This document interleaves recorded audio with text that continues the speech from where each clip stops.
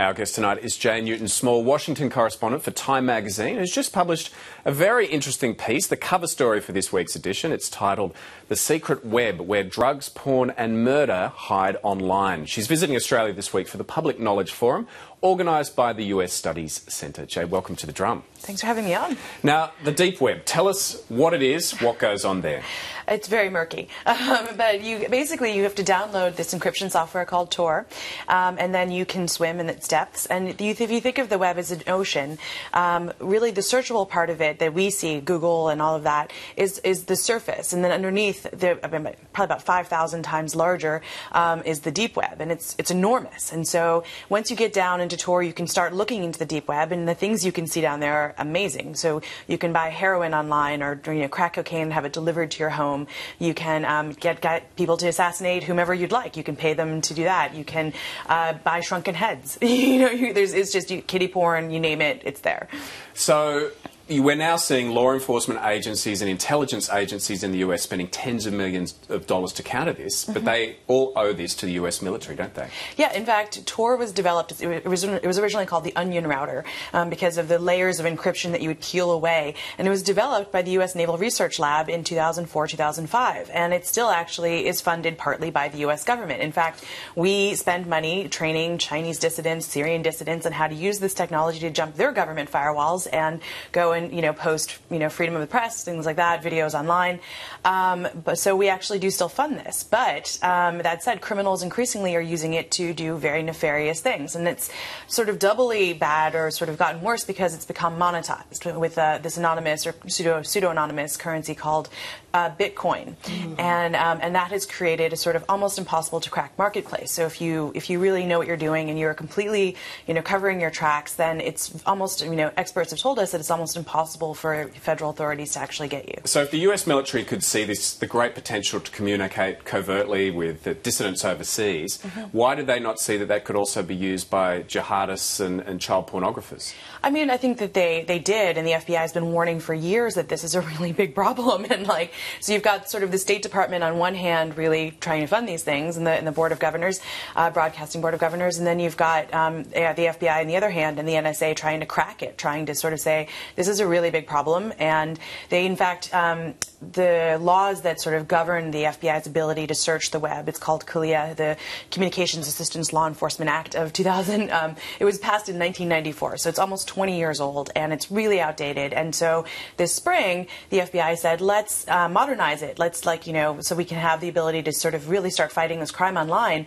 And then 5 weeks later, Edward Snowden came out, and Congress just went, there's no way we're going to ever give you the ability to empower you more to search the web. And Edward Snowden released some information, didn't he, about the NSA's attitude to what was going on here. Well, yeah. Tell us what he released and the struggles that they were having combating it. Yeah, so basically the NSA has been trying to crack Tor for years, and so the NSA has actually gotten fairly far so far. I mean, according to Edward Snowden and these documents, I haven't seen the documents, but that fairly far in cracking Tor, which is sort of, I think, scary for a lot of people, because not only if you crack it, it's sort of like a double-edged sword, much like it is a double-edged sword for good and for evil in real, that it exists. If it doesn't exist, then there's nowhere safe for people who are truly doing good work to go, and so there is sort of a dual concern, but of course the NSA wants access to all information, so they're busily trying to get at it. Now the FBI had a bit of a breakthrough last month. They had a very public arrest in a public library of Ross Ulbricht, this 29-year-old in San Francisco. Tell us about this. Yeah, well, he actually, so his name was the Dread Pirate Roberts, which I loved. It's from,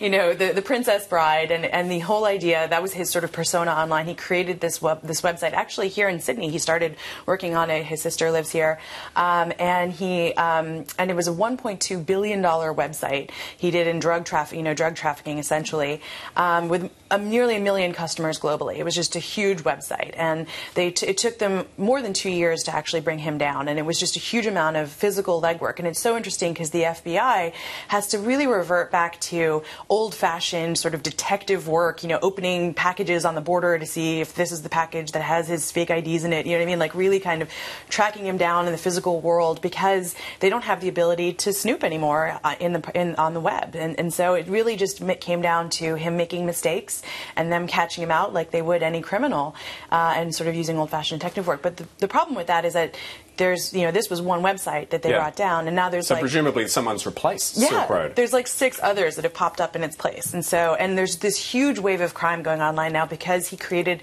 essentially the perfect model.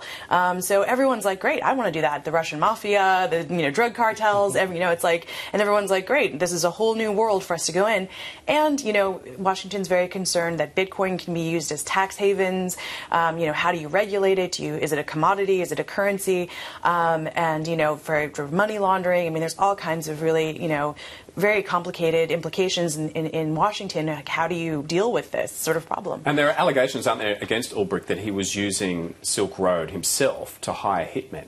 Yeah, in fact, so there's this crazy story, right? Like it keeps unfolding, where he apparently hired an undercover FBI agent to take out one of his sort of drug dealers online who'd gotten too pesky to him, and he felt threatened by him. So the FBI agent sort of pretended to kill this guy, and then sort of said, here's your confirmation, and that was it. And then he then had another problem where another one of his, he got hacked, and they had all this information of his, and the hacker kept saying, I'm going to expose you, I'm going to expose you. The FBI then went in and said, it was actually not the FBI. He hired another assassin, and apparently the assassination happened, although it was in Canada, and the Canadian police haven't reported anybody missing. They haven't found the body or anything, so they're not quite sure if he's killed somebody. But this is all the deep web, right? It's a fascinating story. Now, Joe, you also cover US politics, and I'll open up to the panel. Kerry, I'm sure you've got a question about US politics. Yes, what's going on? Just for your information, I sit on the conservative side of politics here, but not quite as conservative as the Tea Party in the United States. Ken Cuccinelli. Yeah. I just want to know, do you actually think that the Tea Party will end up destroying the Republican Party in the United States? Well, I mean, today, if you were a mainstream Republican or I'd say moderate Republican, today was a great victory for you, right? Because you had 2 states, 2 governor's races, one in New Jersey, which is traditionally a Democratic state, which Republican Governor Chris Christie, up for re-election, totally blew out. I mean, he won 9 of the 11 counties, and he's a moderate, and so moderate Republicans are basically saying, look, not only can we get elected, but we can get elected in blue states, and overwhelmingly are popular. Whereas Ken Cuccinelli, who is the candidate for governor in Virginia, was running against Terry McAuliffe, who's a big sort of ally, former Clinton sort of ally, and he's a big Tea Party candidate, and he lost. I mean, it was very close, but he lost the race. So, do you think there's the possibility of the emergence of another Conservative Party to replace the Republicans? I mean, there's always been talk of this, will the Republicans split? Is it going to become its own party? But I think in politics in general in the U.S., you have these cycles where, you really have to sort of hit rock bottom, and when your base is super unhappy with you. And that happened with Barry Goldwater and the Republican nomination in the 60s, and then it happened with George McGovern and the Democratic nomination in the 80s. And those are 2 candidates that you had where the base was like, we want a purist. We want someone who we can really believe in. And then they lost huge. It was just absolutely huge. And then the base sort of recovers from that and says, okay, we need to moderate. We need to bring in the big umbrella. We need to sort of get serious about that. And I think Republicans just haven't reached that point yet where they've reached rock bottom. They've, the last 3 or 2 presidential nominees that they had, John McCain in 2008 and Mitt Romney in 2012 were both moderates, and they were not people that lit the base on fire. And the base really just wants somebody who they can be passionate about and love and get out. And if they win, like Reagan, fantastic. Ronald Reagan was one of those candidates who Democrats thought that he would lose huge because he was too ideological, and he won. But if they lose, then that's the lesson where you really have to, we have to broaden out. We have to have some serious soul searching, and I think that's where we are right now. Do you put today's results down to the shutdown of the government? To some degree, Ken Cuccinelli was certainly tainted by that because he was, part of the Tea Party who backed the shutdown of the government. And Virginia was hugely impacted by the government shutdown because so many government employees live in northern Virginia from Washington, D.C. And so it was incredibly unpopular in Virginia, and he really got the backlash of that. How do you think that this is going to impact the next, inevitable round of completely bizarre, hysterical budget negotiations, which I must say we watch from here with just an incredible sense of disbelief? Oh, well, I watch it from up not close to the incredible sense of disbelief, I can tell you. It's really just unbelievable to me to watch. I think as an American, you're kind of appalled by the fact that we keep doing this every 3 months to ourselves. And then at the end of each round, to say, see you in 3 months? Yeah, great. 3 months, same venue.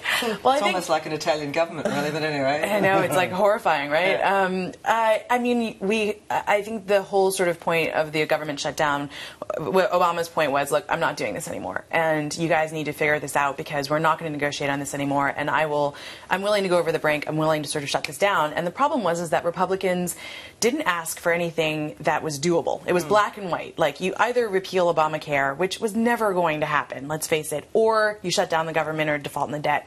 And there was no middle ground. So essentially what this 3-month extension is the Republicans are saying it cannot be total obliteration defeat, because that it just doesn't, we can't function like that. So this is the 3 months for them to sort of say, let's find some middle ground and let's find a way. And I think after this, if they do actually find some middle ground, which is always doubtful, you never really know, that they will move it to after the 2014 elections, so that you will get a longer-term deal, because everybody recognizes in Washington that this way of governing is just not working. I mean, it's fascinating because, Newt Gingrich tried the same thing in the 1990s with the same sort of outcome for the Republican Party. I mean, it's basically what re-energised Bill Clinton. Have the Republicans learned nothing from what happened then? No, a lot of them weren't around, and you forget. A lot of these Tea Party candidates, they're elected in 2010 and then in 2012. They weren't there for these fights, and that's why, John Boehner did not want to do this. He said privately to his own conference, this is stupid. Jay, we're going to have to cut you off there. We've run out of time. Thanks so much for coming in, and you can catch Jay's piece, the cover piece in Time magazine at the moment.